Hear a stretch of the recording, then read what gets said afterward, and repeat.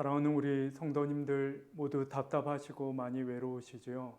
길게 늘어지는 이 코로나 상황 가운데 고립감을 호소하시는 우리 성도님들 많이 계심을 보게 됩니다. 우리가 비록 얼굴과 얼굴을 마주하여서 함께 하지는 못하지만 한 은혜에, 한 말씀에 함께 참여하는 이 시간을 통해서 성령의 우리를 하나 되게 하시는 것과 성도 간에 이루시는 그 성령의 교통하심이 우리 마음에 큰 위로와 힘이 되는 시간 되기를 간절히 소망합니다. 오늘 저희가 함께 받는 하나님의 말씀은 시편 68편 1절에서 18절의 말씀입니다. 제가 하나님의 말씀을 받들어 읽겠습니다. 하나님이 일어나시니 원수들은 흩어지며 주를 미워하는 자들은 주 앞에서 도망하리이다. 연기가 불려가듯이 그들을 몰아내소서. 불 앞에서 미리 녹음같이 악인이 하나님 앞에서 망하게 하소서. 의인은 기뻐하여 하나님 앞에서 뛰놀며 기뻐하고 즐거워할지어다. 하나님께 노래하며 그의 이름을 찬양하라. 하늘을 타고 광야에 행하시던 이를 위하여 대로를 수축하라. 그의 이름은 여호와이시니 그의 앞에서 뛰놀지어다. 그의 거룩한 처소에 계신 하나님은 고아의 아버지시며 과부의 재판장이시라. 하나님이 고독한 자들은 가족과 함께 살게 하시며 갇힌 자들은 이끌어내사 형통하게 하시느니라. 오직 거역하는 자들의 거처는 메마른 땅이로다. 하나님이여 주의 백성 앞에서 앞서 나가사 광야에서 행진하셨을 때에 땅이 진동하며 하늘이 하나님 앞에서 떨어지며 저 신의 산도 하나님 곧 이스라엘의 하나님 앞에서 진동하였나이다. 하나님이여 주께서 흡족한 비를 보내사 주의 기업이 곰핍할 때에 주께서 그것을 견고하게 하셨고 주의 회중을 그 가운데에 살게 하셨나이다. 하나님이여 주께서 가난한 자를 위하여 주의 은택을 준비하셨나이다. 주께서 말씀을 주시니 소식을 공포하는 여자들은 큰 무리라. 여러 군대의 왕들이 도망하고 도망하니 집에 있던 여자들도 탈취물을 나누도다. 너희가 양 무리에 누울 때에는 그 날개를 은으로 입히고 그 깃을 황금으로 입힌 비둘기 같도다. 전능하신 이가 왕들을 그 중에서 흩으실 때에는 살몬의 눈이 날림 같도다. 바산에 사는 하나님의 산임이여 바산에 사는 높은 산이로다.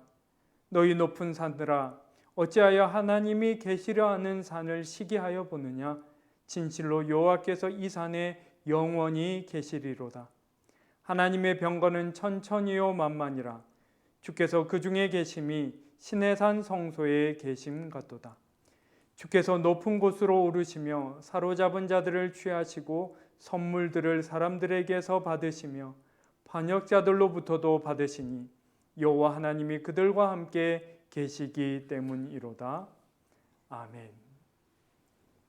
오늘 저희는 시편 68편 전반부를 묵상하게 됩니다. 학자들은 이 시편이 짧은 몇 개의 시편을 묶어 놓은 것이라고 말하고 있습니다. 특히나 오늘 시편의 몇몇 구절에서는 시편 기자의 마음이 가감없이 날로 드러나는 것을 볼 수 있습니다.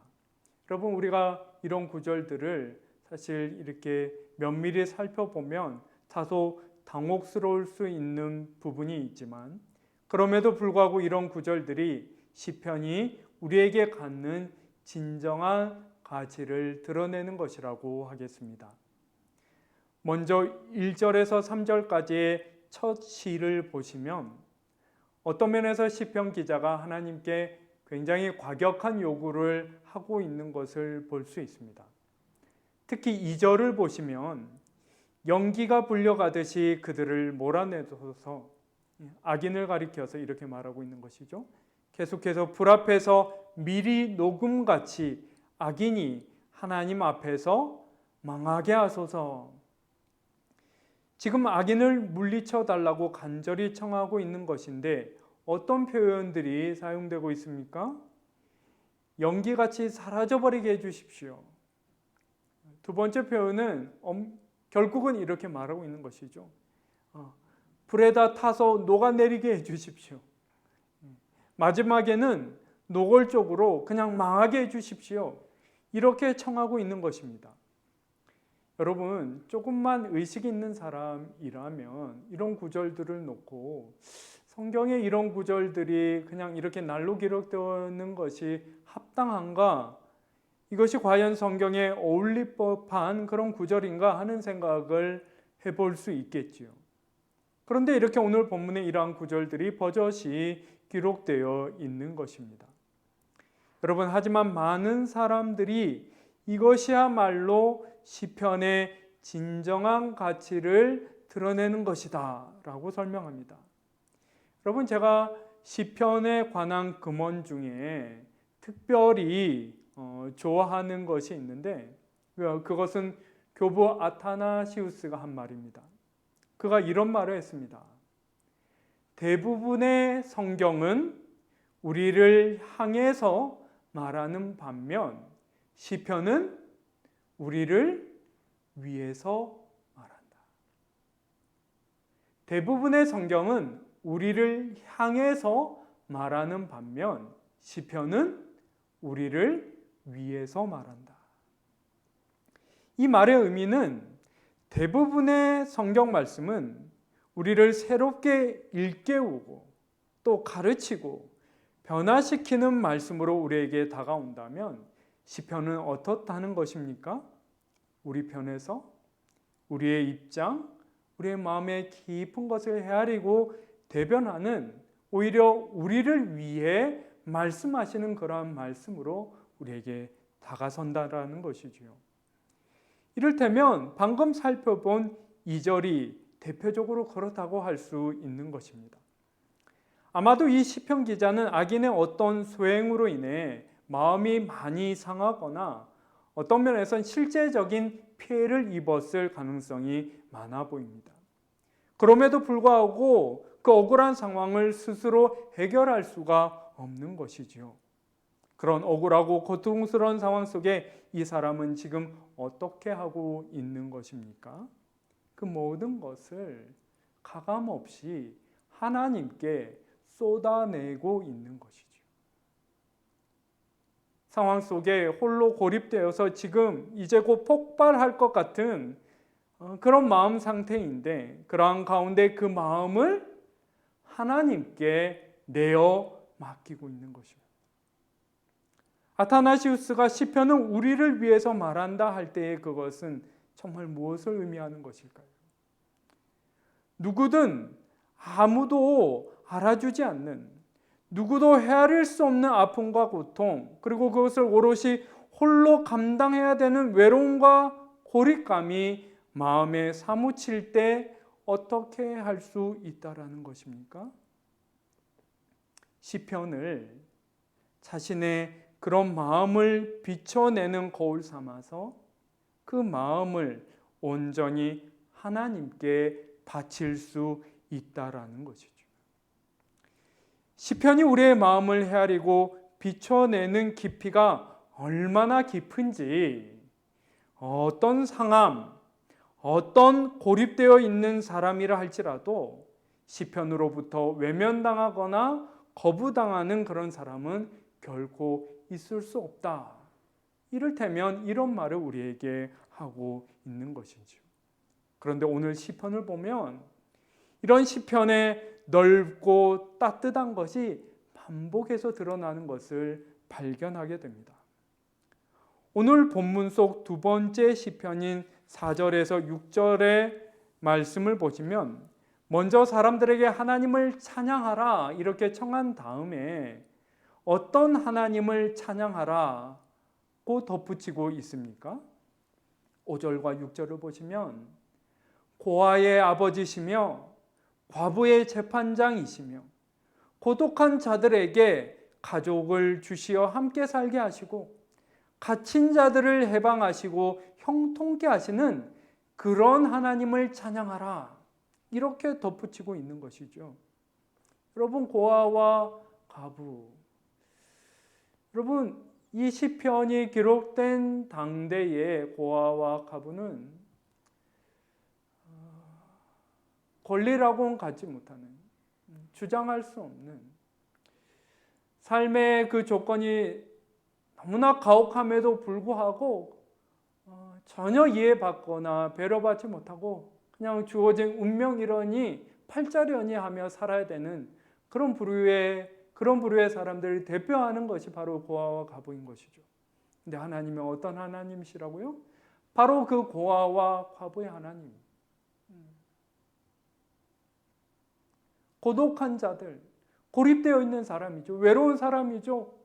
삶의 문제를 홀로 감당해야 되고 누구에게도 도움을 기대할 수 없는 그런 사람이죠. 네, 우리 하나님은 그러한 고독한 자들의 하나님. 갇힌 자들은 무엇입니까? 그냥 죄를 지어서 옥살이하는 사람만을 가리키는 것이 아니라 할 수만 있으면 벗어나고 싶은데 그렇게 할 수 없는 어떤 지독히 악한 상황 가운데 얽매여 있는 사람들을 가리키는 것이죠. 그런데 우리 하나님은 바로 그와 같이 갇힌 자들의 하나님이신데 그 하나님을 우리가 함께 찬양하자, 이렇게 권하고 있는 것이죠. 여러분, 우리는 이런 구절을 읽으며 지금 이런 표현들을 쏟아내는 시편 기자의 상황, 그 마음을 헤아려 볼 필요가 있습니다. 왜냐하면 이것은 1차적으로 시편 기자 자신의 어떤 삶의 정황과 그 마음을, 그것을 살아내는 그 마음을 표현하는 것일 가능성이 많기 때문이죠. 지금 시편 기자는 다른 누가 아닌 자신을 둘러싼 삶의 조건, 그 속에 있는 자신을 어떻게 느낀다는 것입니까? 스스로를 고아요, 과부이며 고독하고 이 상황에 완전히 사로잡혀 마치 감옥에 갇혀 있는 것 같이 느끼고 있는 것이죠. 그럼에도 불구하고 이 시편 기자가 지금 무엇을 위해 애쓰고 있습니까? 그 마음을 붙들고 일으켜 하나님을 찬양하고자 하는 것이죠. 여러분, 삶의 그 고통의 자리 그 한가운데서 하나님을 찬양하는 것은 어떠한 행위이겠습니까? 그 마음의 전부를 하나님 앞에 쏟아내는 동시에 그 마음을 하나님께 올려드리는 것, 있는 그대로 하나님께 내어 맡기는 것, 그렇게 온전히 의탁하는 행위, 바로 삶의 고통 한가운데서 하나님을 찬양하는 것은 그러한 것이 아니겠습니까? 이어서 9절과 10절도 마찬가지입니다.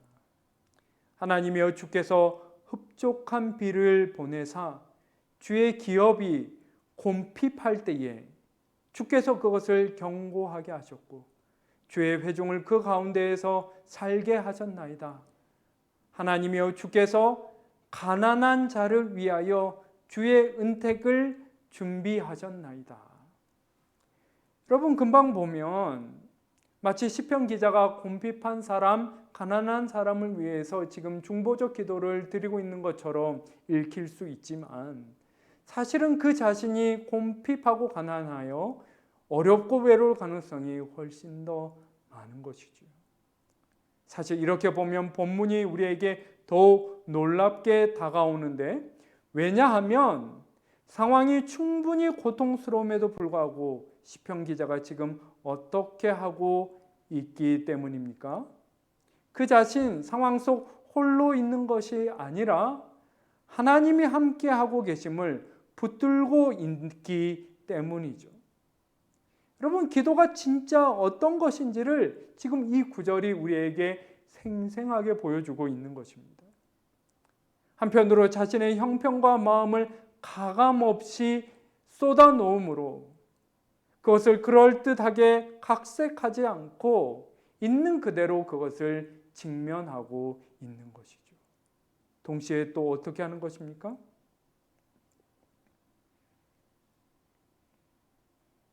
하나님을 기억하는 것이죠. 하나님을 붙드는 것입니다. 하나님이여 주께서 흡족한 비를 보내사 주의 기업이 곰핍할 때에 주께서 그것을 견고하게 하실 것이며 가난한 자를 위해 주의 은택을 준비하시나이다. 여러분, 이 말씀을 통해 시편 기자가 부단히 하나님을 붙들어 놓치지 않기 위해 애쓰는 것을 우리가 보고 있는 것입니다. 여러분, 이것이야말로 살아있는 기도 그 자체이죠. 우리가 기도 가운데 우리 안에 우리의 심령과 우리의 삶 가운데 어떠한 일이 일어나야 하는지를 이 시편이 우리에게 가장 생생하게 보여주고 있음을 깨달아야 하는 것입니다. 오늘 마지막으로 11절과 12절을 살펴보고 싶습니다. 주께서 말씀을 주시니 소식을 공포하는 여자들은 큰 무리라. 여러 군데의 왕들이 도망하고 도망하니 집에 있던 여자들도 탈취물을 나누도다. 너희가 양우리에 누울 때에는 그 날개를 은으로 입히고 그 깃을 황금으로 입힌 비둘기 같도다. 여러분, 이 구절이 역사적으로 정확히 어떠한 상황을 가리키는지는 알 수 없습니다. 그러나 구절들이 묘사하는 상황은 어떤 전쟁에서 아군이 승리를 거두자 여성들이, 그 민족의 여성들이 승리의 소식을 전파하고 이어서 무엇을 하고 있습니까? 전리품을 나누는 것이죠. 근데 여기서 이 본문이 전하고자 하는 뉘앙스를 잘 포착할 필요가 있습니다. 왜냐하면 본래 전쟁에서는 여성 자신이 전리품이 되는 경우가 많은 것이죠. 여러분, 현대 전쟁에서도 마찬가지입니다. 전쟁이 나서 가장 고통받는 존재가 바로 여성들입니다. 그런데 오늘 본문에서 어떠한 일이 벌어지는 것입니까? 자칫 전리품으로 전락할 수도 있었던 그 여성들이 하나님이 그 민족들에게, 그 백성들에게 승리를 가져다 주심으로 오히려 전리품을 나눌 수 있는 그런 상황이 된 것이죠. 이 말씀은 그 자체로 하나님께서 이 여성들을 존대하시어 전리품을 나누는 그런 존재가 되게 하신다는 그런 상징적 의미를 갖는 것입니다. 여러분, 이렇게 이 본문을 바라볼 때 굉장히 신선하고 놀랍지 않습니까? 시편의 넓은 품과 격을 이 구절에서 저희가 다시 한번 발견하게 되는 것이죠. 특별히 이 구절을 읽으며 저는 아프가니스탄의 현 상황이 제 마음에 다가와 부딪혀 옵니다. 할레드 호세이니는 아프가니스탄의 수도인 카불에서 태어났는데 아버지와 함께 미국으로 망명하여서 이제 의사가 된 그런 인물입니다. 그런데 이 사람은 의사로서보다는 아프가니스탄을 배경으로 하는 소설을 쓰는 소설가로 더 유명한 그런 인물입니다. 여러분, 개인적으로 제가 이분의 소설을 무척 좋아하는데요. 그 소설 중에 그 주인공으로 나오는 그 아프간 소녀가 너무너무 불쌍해서 제가 이렇게 펑펑 울면서 그 소설을 읽었던 그런 기억이 있습니다. 이슬람 근본주의자인 탈레반만큼 여성들에게 가혹한 집단은 세상에 없을 것입니다.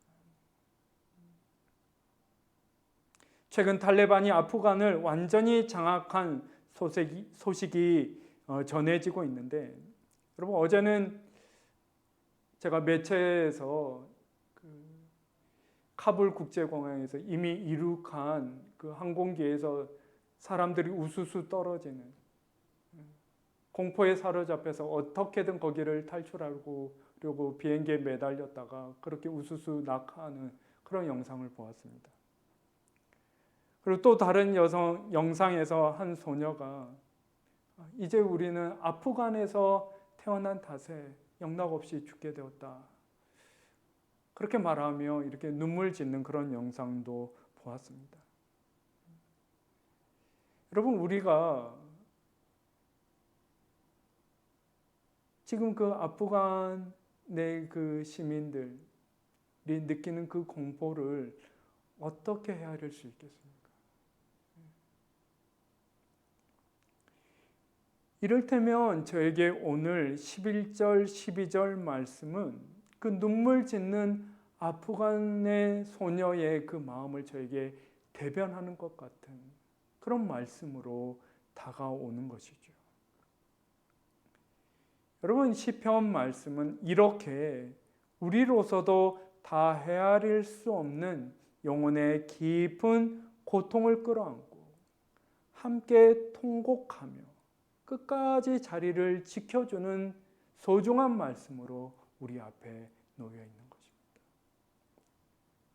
우리도 다 헤아릴 수 없는 그 마음을, 이 마음이 헤아리는 것을 우리가 발견하며 우리가 마주하는 이 말씀의 그 품이 얼마나 높은지, 넓은지, 얼마나 깊은지, 얼마나 따뜻한지, 그 말씀이 우리에게 얼마나 동일하게 소중한 말씀이 되는지를 다시 한번 우리가 생각해 볼 수 있는 것이죠. 사랑하는 우리 성도 여러분, 우리 가운데 지금 감당하기 어려운 마음의 짊어지고 그 마음 나눌 리가 없어서 홀로 눈물 짓고 계신 분은 없으신지요? 여러분, 만약 그런 분이 계시다면 일단 이 말씀에 여러분의 마음을 내려놓으시길 바랍니다. 가감없이 여러분의 그 마음을 하나님 앞에 이 시편의 말씀을 통해 쏟으십시오. 그렇게 하시면 지금 시편이 여러분의 그러한 상황과 마음을 헤아리시고 우리와 함께 하시는 그 하나님께로 여러분의 마음을 붙들어 인도하여 주시는 은혜를 누리시게 될 것입니다. 우리 모두에게 이와 같은 동일한 은혜가 있기를 간절히 소망합니다. 기도드리겠습니다. 하나님 아버지,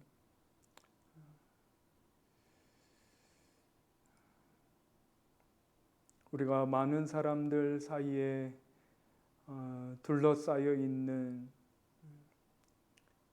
중에도 사실 우리의 마음 깊은 곳에는 다른 누구도 알지 못하는 은밀한 삶의 고통, 그 고통의 몫이 있어 그것을 홀로 곱씹으며 씨름하며 감당해야 되는 저희들일진데, 주님, 이 간염병이 창궐하여 여러모로 안팎으로 제약이 많은 이 상황 가운데 더욱 고립되고 더욱 외로울 수밖에 없는 그런 고통스러운 시간을 저희가 지나는 중에 있습니다. 주님, 그러나 그런 저희에게 주님께서 말씀의 빛을 비춰주시어 한 분 하나님께서 이 말씀을 통해 우리의 마음에 가장 깊은 것을 헤아리시고 우리 상황에 가장 구석진 것을 다 헤아리시며 그것을 끌어안으시며 그 가운데 우리를 홀로 두지 아니하시며 끝까지 우리와 함께 하시되 그 자리를 지키시고 우리와 함께 눈물 지으시며 주님, 우리와 동행하시며 우리를 그렇게 끝까지 인도하시는 하나님이심을 믿습니다. 주님, 이것이 우리가 짐짓 그렇게 믿기로 결단하는 것이 아니라 살아계신 하나님의 현존이 그와 같이 우리와 함께하고 계심을 주의 말씀을 통하여 가장 생생히 깨달으며 누리는 그 은혜가 있게 하여 주시옵소서. 주님, 우리가 비록 이렇게 서로 떨어져 있을지라도 기도가 안에서 서로를 기억할 때에 우리를 하나 되게 하시는 성령께서 또한 각자의 마음과 형편 가장 깊은 곳에 함께 하시어 모든 것을 다스리시고 지탱하시고 붙드시며 인도하심을 우리가 함께 알고 함께 고백하며 한 은혜에 충만히 참여하는 저희 모두가 될 수 있도록 주님, 우리의 가운데 은혜 위에 은혜 더하여 주옵소서. 감사드리며 귀하신 예수 그리스도의 이름으로 기도하옵나이다. 아멘.